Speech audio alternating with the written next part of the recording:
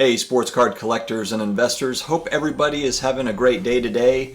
We are coming off of Game 2 of the NBA Finals, and it looks like the Lakers are in complete control, really. I think without Bam, the Heat are going to be in trouble. I really hope that they've got their guys at full strength back for Game 3, because I think Game 3 is really going to decide the thing. I think a lot of people would agree it's going to be tough to beat the Lakers 4 times.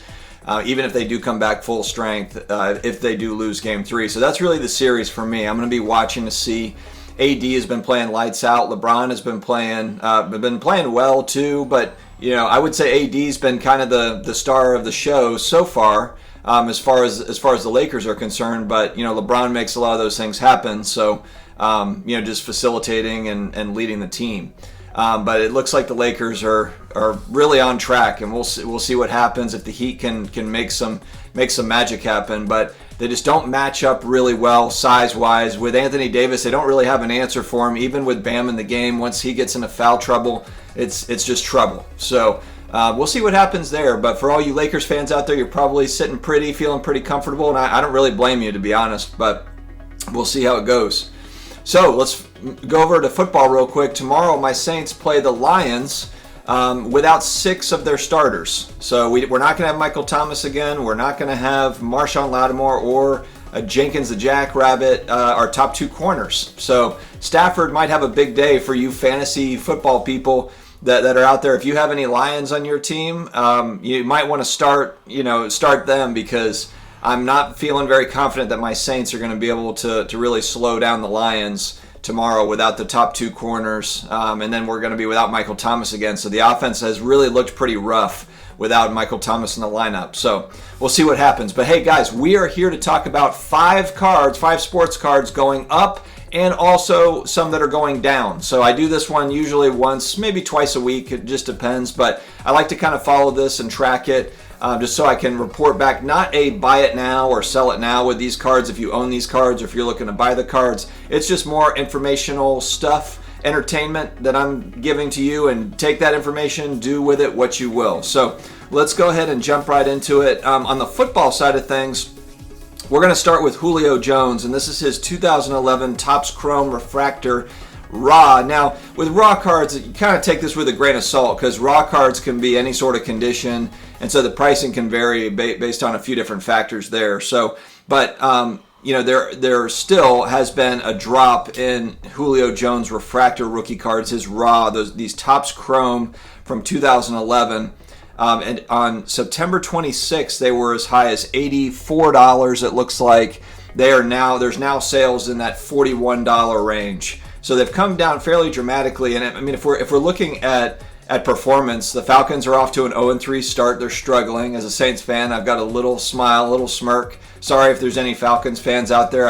I don't feel sorry for you, because we're heated rivals, so it is what it is. If the Saints were starting 0-3, the Falcons fans would feel the same way. But look, Julio Jones has been off to a slow start. He's caught 11 balls. He hasn't scored a touchdown yet through 3 games. His companion Calvin Ridley has really kind of taken more of that center stage as more of the Falcons' number 1 receiver. And even Ridley, he's done fairly well. Actually, as far as catches go, he's at 21 catches. He's got 4 TDs through 3 games. So pretty good start for Calvin Ridley. And I think he's the one that's really kind of taken the reins as that number 1. Julio Jones looks to be slowing down a little bit. Or maybe it's just that he's off to a slow start and he's going to really pick it up over the next couple weeks here. We'll have to see what happens. All right, next up, a card I thought would be fun to talk about from the 86 Fleer basketball set. The Spud Webb rookie card has gone up recently. Spud Webb, for those that are for you young cats out there that don't know who I'm talking about, this guy is probably 5'7", 5'8", I think, on a good day as far as height is concerned. And he won the slam dunk contest in 88 or 89, or it was in the late 80s. I remember as a kid watching it.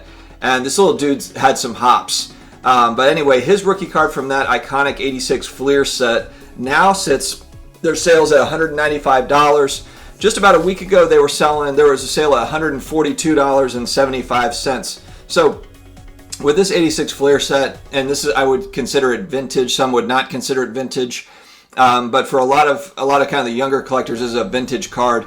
And the prices for this 86 Fleer set, they move up and down quite a bit. So not surprising to see it move up. It could very well move back down. It's just kind of what this 86 Fleer set does. It is kind of like the currency of basketball cards, as far as, price movement goes. It's a very, it's an iconic set. There's so many great players in the set, so many great rookie cards in the set. So it's highly traded. It's traded more than any other set, any other basketball set on eBay is 86 Fleer. All right, next up we've got, now I bring this one up because I like to kind of showcase GOATs as well. We're talking about Michael Jordan, the GOAT. And the reason why I bring it up is because there's still buying and selling trends with Michael Jordan. I think, over the last 12 months, we've just seen kind of everything moving upward, not really paying attention to the fact that, there are off seasons for these cards, or even for retired players, there's considered to be kind of, there's trends as far as, when these prices go up for them, when they go down, and we've seen that over the years. Michael Jordan is a perfect example, but right now, this 92 Stadium Club MJ Beam Team card, which is the same year that Shaq, it's that Shaq rookie Beam Team that's very expensive. Great, these cards are amazing looking. But this PSA 9 MJ Beam Team now sits at right about $400, $416. And about 10 days ago, there was a sale at $599. Now, pop report on this PSA 9, 581. So there's not tons of these. It's not super rare, but there's not loads of them either. So, you can see those prices kind of vary a little bit just based on, is this an auction? Is someone just letting this go to auction to see what happens? That can be really, in my experience, and tell me if I'm wrong, viewership, but when you're looking at vintage cards, anything, and I know I'm going to get arguments as to 1992 is not vintage, but it's not modern. I guess something that's not modern or ultra modern. With a lot of these cards, if they're set to auction, there are opportunities, if there's no reserve, to get them at a fairly good price. And I've seen that with vintage cards that are in the those 60s, 70s, 80s cards. If you'll see a lot of high buy it nows for the vintage, but if you're able to catch a good auction for some of those older cards, there are some deals to be had in the auctions, and I think that you see that well with the 90s cards if somebody will let it go to auction and see it play out. Now, there are times too where the auction sells higher than the buy it now prices. That can happen as well if an auction gets hot, there's a bidding war going on, and so take all that into account as you're looking. But I would just say with some of these cards, pay attention to auctions. Just watch. It's why the watch list is always full for me, is because I'm always just paying attention to what stuff is selling for and just seeing if I can maybe sneak in at the last second and get a good deal on a card. All right, next up, 2019 Optic Holo Kyler Murray in a PSA 10. This is a guy that I wasn't really high on him in the offseason, and I'm still kind of weary about him and his cards. It's not that I don't think Kyler Murray is a great player, because I do think that he is. It's just that there's so much left to be seen as to what he can accomplish, especially playing in a great division. There's a lot of hype around Kyler Murray as to what he can do and to what he's going to be. I think a lot of people are looking at Kyler Murray as, is this guy the next Pat Mahomes? And I don't want to miss out. It's kind of that FOMO thing of, if Kyler's going to be that next running kind of, passing Patrick Mahomes type quarterback, I want to make sure I've got these silver prisms now, but looking at Pat Mahomes prices, and I understand that thinking. That makes a lot of sense to me. That makes a lot of sense. For me, though, I think I'm just kind of more in a wait and see. Now, again, that wait and see, if he does turn out to be the next Pat Mahomes, if the Cardinals go on and win the Super Bowl, then I'm sitting here thinking, why the heck didn't I buy more Kyler Murray cards? But that's kind of the game we play with. That's the speculation game, and that's what makes it fun. All right, so this is not a huge price difference, but a slight one. This has gone up here a little bit, and the Cardinals have looked good. The Kyler Murray has looked very good. Now, this is only a pop 67, so this Optic Holo, I think these Optic Holos in general over time, we talk about it in baseball or basketball cards as well, with like the Luka Doncic Optic Holo or the Jason Tatums or the Trae Youngs, kind of these up-and-coming players. But this is a type of card that I personally, I don't own Optic Holos of Trae Young or Jason Tatum or Kyler Murray or Luka Doncic. I don't own those rookie cards, but that's one where if it's sunk low enough and it, maybe there was just a kind of a down market for those cards, that's something long term I would really like to have, because I do think there's some scarcity with those, especially in a PSA 10. In a PSA 10, especially with grading prices going up, especially with just how tough it is to get a PSA 10 with some of those cards. So this is one where on September 20th, it was selling at $1,225. There was a sale, and then now it's at $1,500. So it hasn't skyrocketed by any stretch, but it's one that's moved up a couple $100s over the last 10 days. And I think it's just Kyler Murray kind of just showing that he's, he can play in the league. He's got Hopkins, he's got some weapons around him, and we'll see what happens with this guy. But young, exciting player, and that was a card that I thought would be interesting to talk about, and one that I really want to track kind of long term, see what happens with it. All right, another guy that's been kind of, I wouldn't say he's forgotten. I mean, look, he just had the highest modern sale. He has a card, a Logo Man card that just beat the LeBron RPA sale at 1.9 million, with a LeBron RPA selling at 1.8 million. Of course, I'm talking about Giannis of the Bucks, and I was looking at some of his rookie cards. Of course, with them being out of the bubble, with the Bucks being eliminated, question marks as to whether or not he's going to stay in Milwaukee.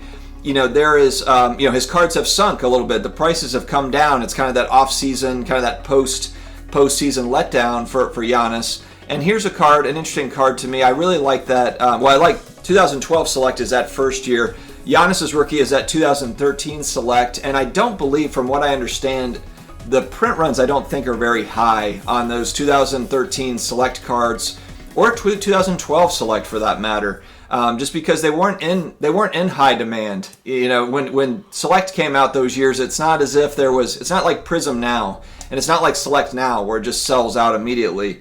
And so, this base rookie card of his in a PSA 9 on September 21st, $1,000, and then we don't have a recent sale of it I don't have an October sale that I'm seeing, but September 24th, just a few days later, at $530, half of the price. So that's one I'm certainly watching, just to see kind of how far down can that go. And granted, I know it's a PSA 9, but I've made videos. I don't sleep on PSA 9s. I like PSA 9s. That's a very interesting card for me, and especially if you're a Giannis collector or you're bullish on Giannis long term. Some of these, not necessarily that Prism rookie card of his, but like Select, some of these other sets, they can be interesting cards to pay attention to. So that's one that I wanted to watch, and one I thought that would be, good to talk about. So guys, thank you very much for tuning in. I hope you have a wonderful weekend, and we will talk to you again later. Take care, guys.